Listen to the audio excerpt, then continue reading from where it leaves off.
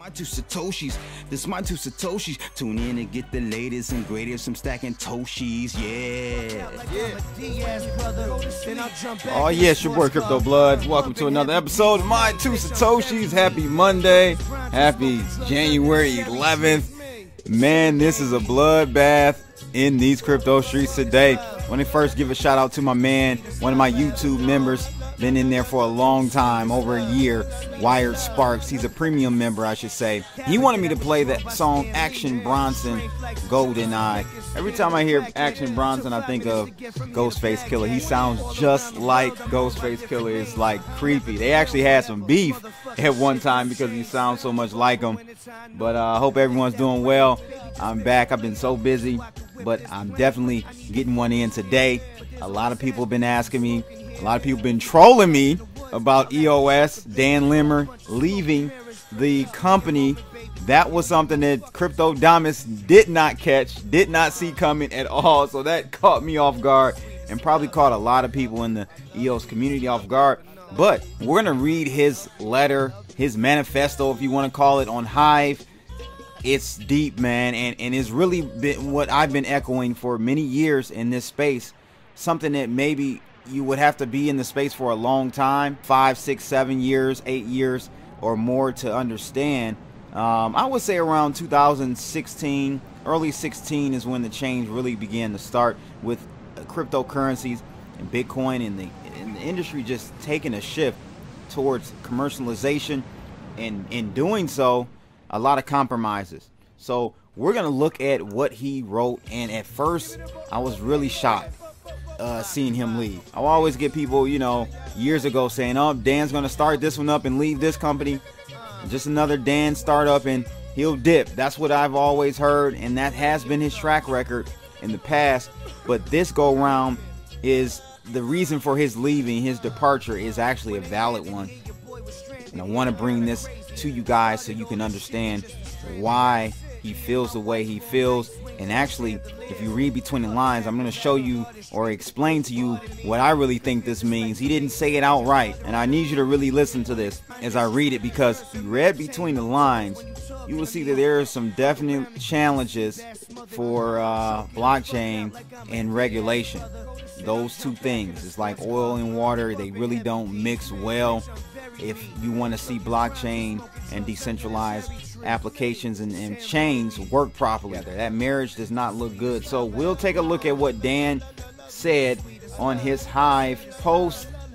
Again, shocked the world, the crypto world at least, for some, for others not. But the ones that were not shocked, I don't know if they really truly understand what he is doing and why he's doing it. So we're going to take a look at that, and I'll give you my two Satoshis on what the future looks like for EOS. And before we get into that long-winded one, we will definitely look at this article out of Crypto Potato. I got to give a shout out to Mark RB out there in the Discord room for dropping this one on me. Hsbc blocks transactions from crypto exchanges. So crypto traders and investors in the UK can no longer transfer their funds from digital asset exchanges to HSBC's bank.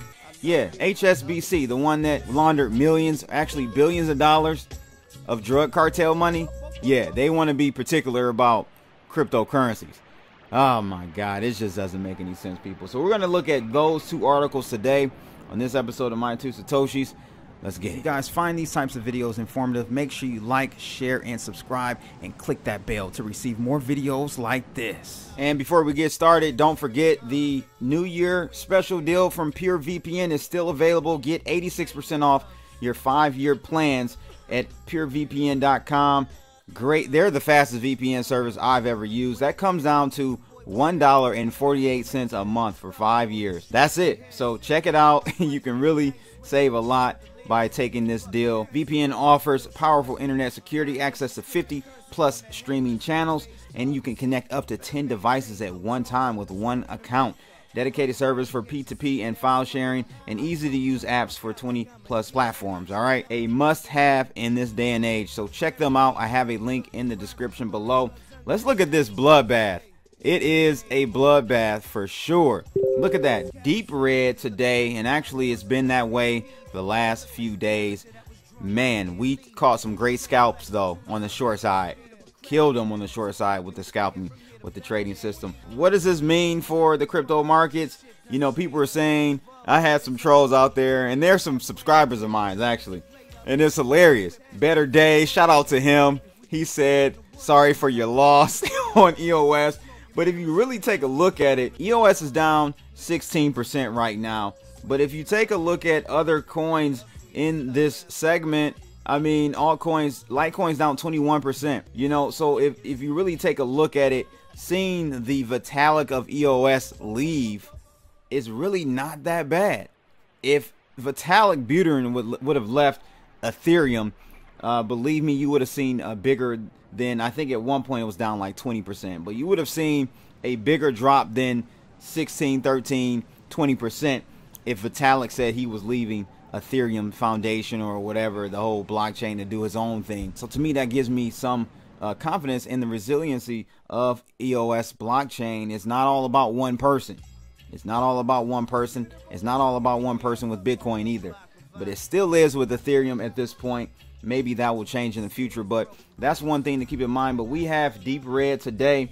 I hope you guys took profit on the way up. We hit that $40,000 fib extension on Bitcoin. I told you guys the first level was 30K, second level 40K, and 40K we really took a drop down after that one. I think we're trying to make a move off the lows, but 30K seems to be a nice support right now. But I ultimately think, I told you guys, $20,000 will be tested again. When? It could be $100,000 Bitcoin first, then we come back. It's $50,000 Bitcoin, then we come back. But we're going to test the $20,000 Bitcoin price again. You better believe it. So don't feel like you missed your opportunity to get into the, no. Believe me, markets give you ample opportunities to get in where you fit in. But anyway, yes, it is a red day for us. But what we want to talk about, what I want to highlight for us today is out of Crypto Potato. Hsbc blocks transactions from crypto exchanges. So it says that as Bitcoin cools from its recent all-time high, Hsbc has become the latest bank giant to restrict what its customers can invest in by preventing them from transferring any profits from crypto exchanges to their banks. According to a recent report out of the Sunday Times, Hsbc has blocked transactions to or from crypto exchanges as it takes a heavy-handed approach to Bitcoin and its brethren. A number of UK banks have also made the move to prevent their customers from buying crypto assets using their debit cards or credit cards. The UK is regarded as one of the more anti-crypto nations alongside the US, as its financial institutions and regulators have increasingly strived to stifle the industry. Crypto Ram Man, the CNBC host of the crypto show, I think it's on like CNBC World, he said that many banks will put themselves out of business like this regarding what Hsbc is doing. Possibly for sure it will make people who are really into trying to get more Bitcoin or sell Bitcoin make a move to another bank. Or they'll just open up another bank, keep the bank they have, and just open another one. And it's funny because I just mentioned about HSBC's fine for money laundering a few years ago, and they mentioned this here as well. It says there the documents reveal that HSBC allowed fraudsters to, and they say fraudsters, they're really talking about literally drug cartel members, to transfer millions of dollars around the world even after it had learned of the Chinese Ponzi scheme. Oh, and this is not even the drug cartel situation they got fined for back in, I think, 2010 or something. This is something totally different. So HSBC has no right to be pointing the finger and trying to regulate who can and can't have Bitcoin and purchase or sell Ethereum or other cryptocurrencies. It's just hypocrisy at its finest, if you ask me. And I said this on some shows that I'll be double spending. I was on a couple shows last week, but listen, we are still in the very early innings when it comes to opposition for Bitcoin, because you know, you start seeing Bitcoin get to 100,000, 200,000, $300,000, $400,000, $500,000 a coin. Regulators are not going to like that at all. So they're going to start shifting and moving the goalposts. We know they do it. They will move the goalposts and make it harder and more of a surveillance type of situation for those who are in the Bitcoin and crypto communities. But that does not mean that you go get privacy coins right now because they will get slaughtered first. They will get slaughtered the most because regulators will really go after them first, and then they will slowly try to, ring fence all the other cryptocurrencies and make sure they know who is and who isn't buying cryptocurrency. So that's what we have there with that one. I thought the irony of that article was something I should point out to you guys. Be sure to understand that even though Bitcoin is at 35,000, there are going to be some challenges for this new industry. And speaking of challenges, this is exactly what Dan is talking about in his, I'm calling it a manifesto, but he wrote this article just 23 hours ago on what's next for EOS, ETH, and Bitcoin. So let's take a look at this and read this together, and you guys can listen, and I'll give you my 2 Satoshis on this whole thing. So Dan starts off by saying, in light of his recent resignation from block.one, he would like to address those with questions about his relationship with EOS and the broader cryptocurrency industry. It breaks his heart to watch as a cloud of censorship, you hear that? A cloud of censorship and regulation descend over the technology that many of us hoped would free us from international banking cartels. We all cheer as the price of Bitcoin reaches new all-time highs, but I cry as the vision of Bitcoin and what it was promised fades away. In the early days of Bitcoin, we were used to buy and sell. It facilitated bounties and international transactions with strangers. The transaction fees were low and no one worried about tracking costs, bases, and reporting to the IRS. Bitcoin was a functional medium of exchange free from any intermediaries. Bitcoin, like gold before it, has been captured by the regulatory apparatus. Privacy is rapidly disappearing and attempts are being made to frustrate those who want to use Bitcoin without a regulated custodian. This turns Bitcoin into just another financial asset. And I've said this so many times. This is the road we're going down, and I don't think it's too far now. The ship has literally turned its course, and it's going to be too much energy to try to turn it back. It's over for what we know Bitcoin to be literally created for, right? See, I got into crypto back in 2013. It was kind of the libertarian movement at that point, a little after the true like cypherpunk people. It was a little after them. Those were really deep in the trenches, but the libertarian movement was really heavy in Bitcoin and cryptos in those early days. There were only a handful of altcoins at that point. I would say like 10 to 15 that were popular, but in that sense, was all about privacy, is all about separating yourself from the banking system, being your own bank. That was the whole point of Bitcoin. And he says, with the sole remaining innovations being probably limited supply and political neutrality, Bitcoin may very well replace gold in the future and reach inconceivable highs. It may very well save your portfolio from the coming hyperinflation, but says no longer save you from financial oppression. This is huge. EOS.io is a toolkit that enables both public and private blockchains. Discussions on the relative decentralization of EOS versus Bitcoin versus Ethereum are mute in a world where all three blockchains are falling victim to the same regulatory frameworks. Decentralized finance is a dream that I introduced with BitShares. Very true. He was one of the first to do this DeFi thing, guys, a full 5 years before this became a buzzword. He said, I fear that this dream is also losing the war from regulation. He then goes on to talk about major privacy coins being delisted from exchanges because of anti-money laundering regulations, OFAC, and other regulatory bodies. He says decentralized exchanges will deepen upon the ability to self-custody Bitcoin, EOS, and Ethereum. The proceeds from selling privacy coins on decentralized exchanges will be heavily scrutinized, if not blocked entirely, when they are deposited to the major exchanges. Granted, everything I have said so far assumes a United States-centric perspective. However, the only way to stay out of the U.S. quote-unquote jurisdiction is to perform KYC on everyone who uses your service. This is a heavy burden on decentralized applications and a burden that is not easily outsourced. Lastly, he says, anyone building anything that results in economic profit or loss imposes tax consequences on their users. Tokens like Voice or Hive create tax events every time they change hands. This is why I decline rewards when I post on Hive. They are not worth the tax accounting. With the growing sophistication of tax authorities and the loss of privacy, none of these tokens-based ecosystems platforms stand a chance unless they automatically do the tax calculations and boil it down to a 1099. The only way to automate such calculations is to have full knowledge of every purchase price and sale price.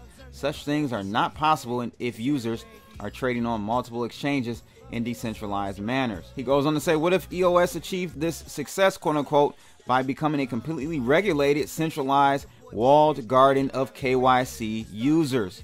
What would the role of EOS token be in such an environment? What if the EOS network achieved mass adoption, but the EOS price failed to be valued like a company earning transaction fees? The EOS token is used to buy scarce resources on the network, such as RAM and CPU time. Making EOS quote-unquote successful in terms of price appreciation requires a completely different mindset. It requires marketing EOS to currency speculators. Yes, the price can only increase if people believe more people will be buying it tomorrow. That's called the greatest fool theory, people. So he says, let's talk about getting more people to use EOS network. He said, I asked myself a hard question. Why do people use Ethereum when the fees are so high and its scale so limited? Clearly, there must be some cost to using EOS that is not fully accounted for by the transaction fees. He believes that the cost is in the infrastructure requirements to operate a full node. He says, quote unquote, success of mass adoption and token appreciation requires not just improved technology solutions, but the cooperation and wisdom of the vote casting token holders. But to get back to reading in between the lines here, he says, in light of the recent regulatory environment, the EOS community has a choice between moving forward towards more decentralization or towards more compliance with regulation. Moving towards more decentralization would mean intentionally limiting EOS throughput and therefore raising transaction costs. This would be done to reduce the cost of operating the full node, which will minimize externalized costs. So there you have it. He says Bitcoin, EOS, and Ethereum are all being valued as currencies disconnected from technological fundamentals. All three are on the path to be captured by regulators with a complete loss of privacy. The best hope a token can have for capital gains is to maximize its utility as money and its compliance with regulations and work to get institutions to adopt it. He believes that the staking pool model will make EOS a better currency and that KYC accounts and trading regulator approved assets may be the only way forward if massive capital gains are the goal. block.one is the ideal position to take EOS in this direction if the community chooses to go that route. I, on the other hand, am not interested in having my innovation limited by the whims of government regulations. Those of us interested in creating tools that return power to the people will need to look elsewhere. Our profit, quote unquote, is not measured in dollars, but in freedom. What about that right there? I mean, a round of applause for what he just spelled out so eloquently. I mean, it's so true. You know, we're so far away from the early days that I remember with Bitcoin and being anti-bank everything. But it seemed like around 2016, 17, especially 17 is when it really heated up. The ICO movement, then people wanted to make sure they were complying with regulatory agencies, and they were jumping through loops to do this and that so they can secure the bag. It was all about securing the bag. And unfortunately, it still is all about securing the bag.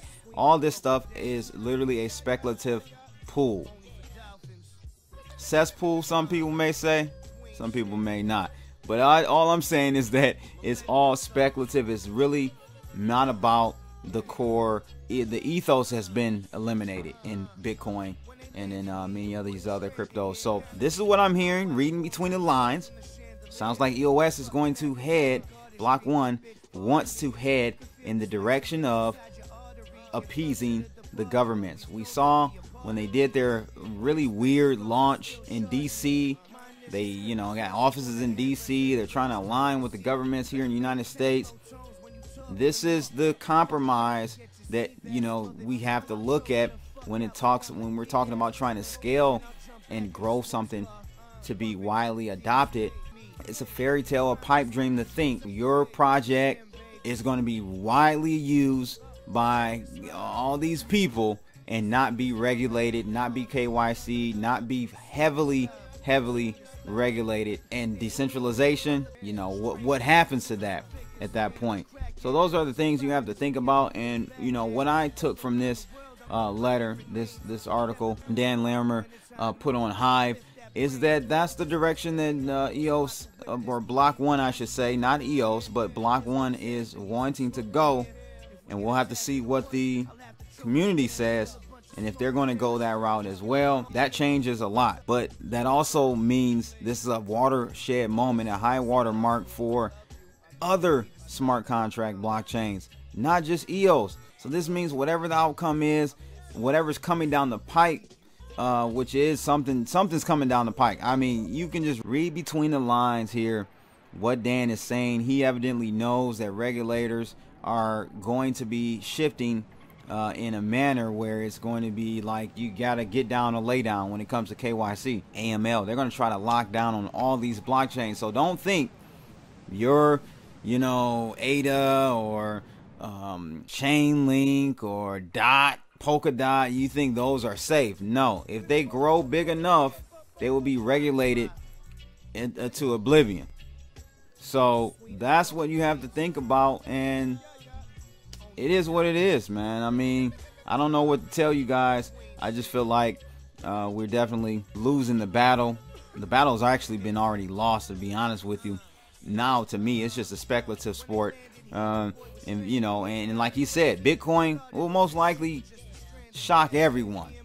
It's going to do very well, but for those who really understood the technology and the need for it when it came out and how it came out right after the '08 crash, that ethos is gone.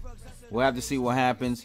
You know, at first I was really worried about why he left, but now seeing this, I do understand why he's leaving, stepping away from block.one.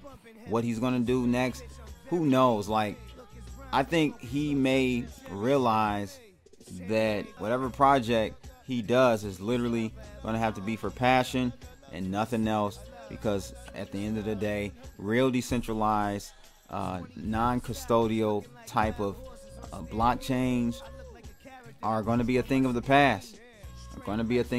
So get it in while you can now, because the governments are going to know everything you're doing and literally turn that gun called blockchain back onto yourself. And man, that is not a fun feeling to be looking down the barrel of a blockchain. That's pretty much it for today, ladies and gents. Make sure you guys like, share, and subscribe. And I want to hear your feedback on this letter, this Dan Larimer post on Hive about Bitcoin, Ethereum, and EOS. You see, he talked about these three because they've already kind of crossed that regulatory threshold. I feel kind of sorry for all the other ones. I don't know how those are going to pan out, but at least these three have danced with the devil. And we'll have to see what happens here. Let me know your thoughts about what's going on with EOS, Dan leaving, and all that good stuff. Is it still a buy? Let me know in the comments below. But again, shout out to my man Wired Sparks for that song request today, my premium member. Thanks for that one, man. Thanks for the support. He wants to hear Action Bronson, Golden Eye. If you found this video informative, guys, make sure you like, share, and subscribe, and click that bell to receive more videos like this. Dan Larimer, redacted. We out of here, people. Holla!